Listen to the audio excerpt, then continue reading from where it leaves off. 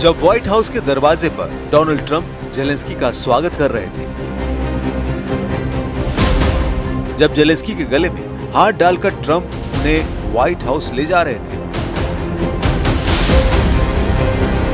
जब कुर्सी पर आमने सामने बैठकर ट्रंप और जेलेंस्की हंसी मजाक कर रहे थे, पत्रकारों के सवालों का हंस कर जवाब दे रहे थे,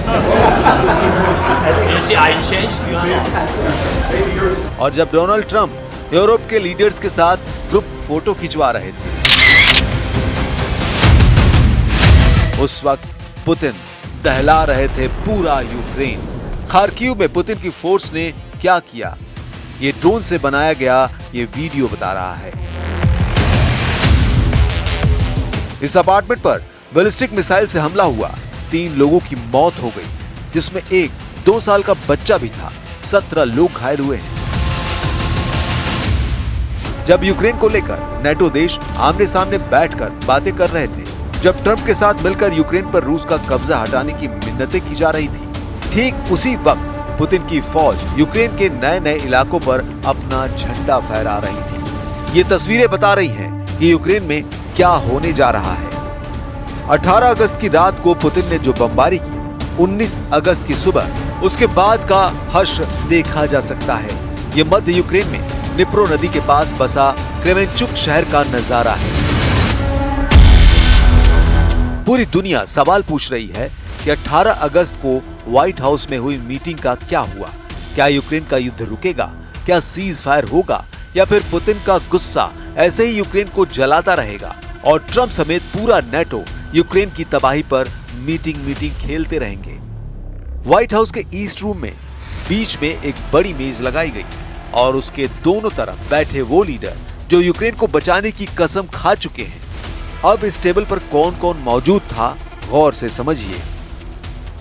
एक तरफ बैठे डोनाल्ड ट्रंप, उनके बाईं तरफ बैठी हैं इटली की पीएम जॉर्जिया मेलोनी और German chancellor Friedrich Merz. Trump के दाईं तरफ बैठे हैं फ्रेंच प्रेसिडेंट इमैनुअल मैक्रों और British PM Keir Starmer. Trump के सामने हैं वोलोदिमीर जेलेंस्की। जेलेंस्की की बाईं तरफ है नेटो चीफ मार्क रूटे और दाईं तरफ है फिनलैंड के राष्ट्रपति अलेक्जेंडर स्टब और यूरोपीय आयोग की अध्यक्ष उर्सुला वॉन डेर लेयेन। ये मीटिंग 2 घंटे तक चली और इस मीटिंग के बाद जो बातें बाहर निकल कर आई वो बहुत ज्यादा चौंकाने वाली है, क्योंकि इस मीटिंग के बाद जेलेंस्की ने खुद मीडिया को वो बात बताई है जिसमें साफ नजर आ रहा है कि इस बैठक का फायदा न यूक्रेन को हुआ न यूरोप को हुआ, बल्कि डोनाल्ड ट्रंप ने वो चाल चल दी है जिससे अमेरिका के खाते में जेलेंस्की को 8 लाख करोड़ रुपए भरने होंगे। ऐसा इसलिए क्योंकि यूक्रेन को बचाने के नाम पर अमेरिका अब यूक्रेन को 90 अरब डॉलर यानी करीब 8 लाख करोड़ रुपए के हथियार बेचेगा।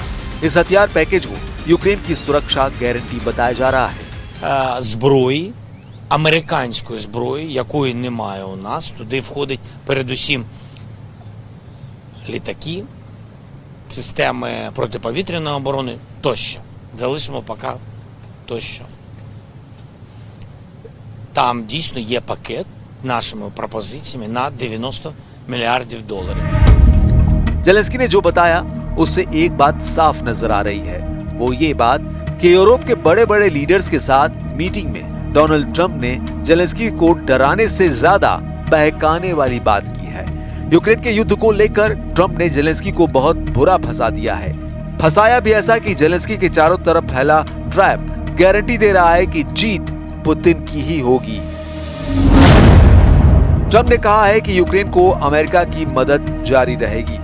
ट्रंप ने कहा कि यूक्रेन भले ही नेटो का सदस्य ना बने, लेकिन उसकी हिफाजत की जाएगी। ट्रंप ने कहा कि वो यूक्रेन में अमेरिका के सैनिक भेजने पर सोच सकते हैं। ट्रंप ने कहा कि युद्ध कब खत्म होगा वो अभी इस बारे में नहीं बता सकते। ट्रंप ने यह भी कहा कि युद्ध रोकने के लिए सीज फायर की जरूरत नहीं है और जल्द ही अमेरिका, रूस और यूक्रेन की एक बैठक होगी।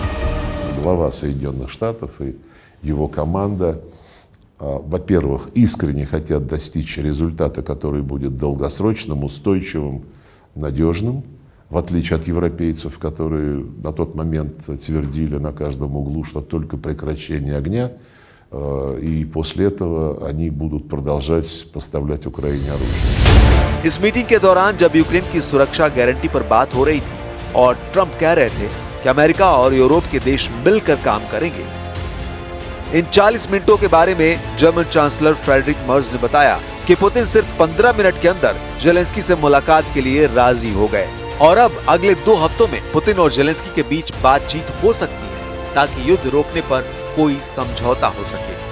Es hat eine Unterbrechung gegeben. In der Zeit hat der amerikanische Präsident mit dem russischen Präsidenten telefoniert und verabredet, dass es ein Treffen zwischen dem russischen Präsidenten und dem ukrainischen Präsidenten innerhalb der nächsten 2 Wochen geben wird. Dieses Treffen soll an einem Ort stattfinden, der noch vereinbart werden muss. Präsident Trump hat sich bereit erklärt, danach erneut zu einem Dreiertreffen einzuladen, sodass die Verhandlungen jetzt wirklich aufgenommen werden können. इसके मायने ये है कि अब table पर Zelensky और Putin आमने सामने होंगे। मुद्दा यूक्रेन का युद्ध होगा। जेलेंस्की और पुतिन के बीच क्या ये बातचीत युद्ध को खत्म करेगी या फिर जेलेंस्की की जी का जंजाल बन जाएगी, क्योंकि पुतिन से सौदेबाजी करके आज तक कोई नहीं जीता है। जेलेंस्की के लिए इसे सलाह कहा जाए या फिर वार्निंग, वो ये बहुत अच्छी तरह जानते हैं कि यूक्रेन के युद्ध में पुतिन की फोर्स इस वक्त बुलंदी पर है। बुलंदी के मायने कि पूर्वी यूक्रेन के ज्यादातर इलाकों पर रूस की फौज का कब्जा है। दक्षिण में क्राइमिया और मारियुपोल पहले ही पुतिन के पास है और डोनबास में लुहांस्क और डोनेट्स्क के बड़े इलाकों को वापस हासिल करना अब जेलेंस्की के बस की बात नहीं रही। वो अब खार्किव और सुमी को बचाने में लगे हुए हैं, जबकि ज़ापोरिजिया और ओदेसा में पुतिन के हमलों ने बता दिया है कि रूस का टारगेट क्या है। पुतिन के टारगेट पर पश्चिमी यूक्रेन की तरफ 4 बड़े सेंटर हैं।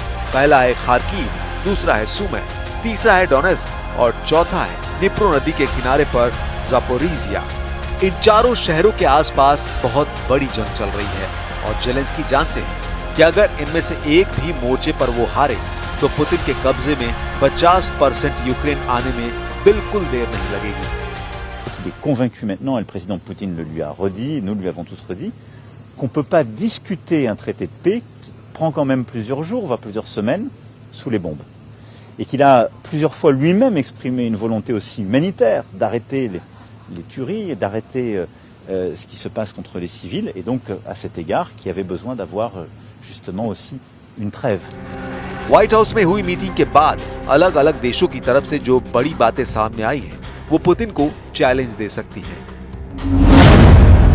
मीटिंग में जर्मन चांसलर ने कहा कि पुतिन जेलेंस्की की बैठक से पहले सीज फायर जरूरी है।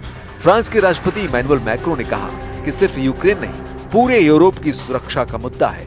ब्रिटिश पीएम केयर स्टारमर ने कहा कि त्रिपक्षीय बातचीत बड़ा कदम होगा। इटली की प्रधानमंत्री जॉर्जिया मेलोनी ने कहा कि दोबारा युद्ध शुरू ना हो।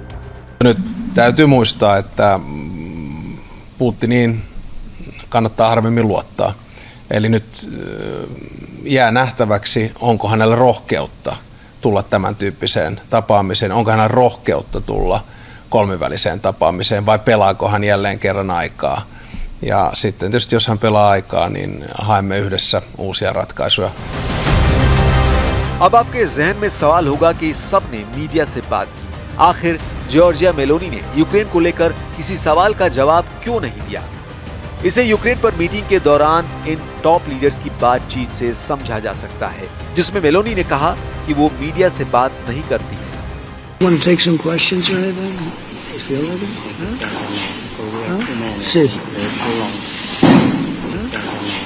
Huh? See. यूक्रेन की जंग को लेकर जेलेंस्की का नजरिया साफ है।